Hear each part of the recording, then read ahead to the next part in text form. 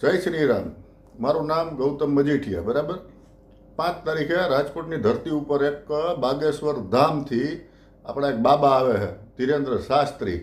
ખરેખર એ બાબા નથી, બાબાના નામ ઉપર એક કલંક છે. ઢોંગી છે, પાખંડી છે અને ધુતારો છે. ધુતારો મેલી વિદ્યા કરી, કાળા કામ કરી અને લોકોના પૈસા, કેમ લોકો પાસેથી પૈસા પડાવવા ને એનું એક કૃત્ય કરનારો એક ઢોંગી બાબા આપણા રાજકોટમાં આવે છે.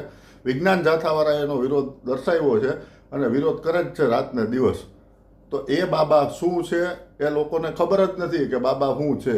હિન્દુ ધર્મની, ઓલા સનાતન ધર્મની ને હિન્દુ રાષ્ટ્રની જે વાતો કરવાવાળો બાબો છે ને, એની પૈસા લઈને પોતાની હગી બહેનના લગ્ન મુસલમાન આરે કરાવ્યા છે.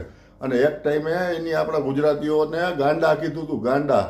તોય આપણે એ લોકો, આપણા ગુજરાતની પબ્લિક ને આપણા ગુજરાતીઓ બાબાને સમર્થન આપે છે. બોલો, તો કેટલી અંશે વ્યાજબી કહેવાય. આવા બાબાને આપણા ગુજરાતની ધરતી ઉપર આપણે પગે ના દેવાય, પગ દેવાય ન દેવાય અને એનો ખરેખર વિરોધ કરવો જોઈએ.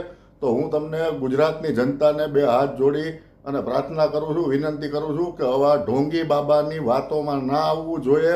આપણા સમયનો સદુપયોગ કરવો જોઈએ, આપણા પરિવારનું હિત વિચારવું જોઈએ.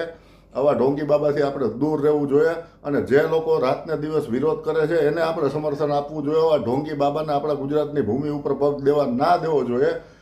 તો હું તમને 2 હાથ જોડીને હજી વિનંતી કરું છું કે આવા ઢોંગી બાબાનો કંઈક રસ્તો કરો અને વિજ્ઞાન જાથાના જયંત પંડ્યાને આપણે સપોર્ટ કરવો જોઈએ અને આવા ઢોંગી બાબાથી આપણે દૂર રહેવું જોઈએ. જય હિન્દ, જય ભારત ને જય શ્રી રામ.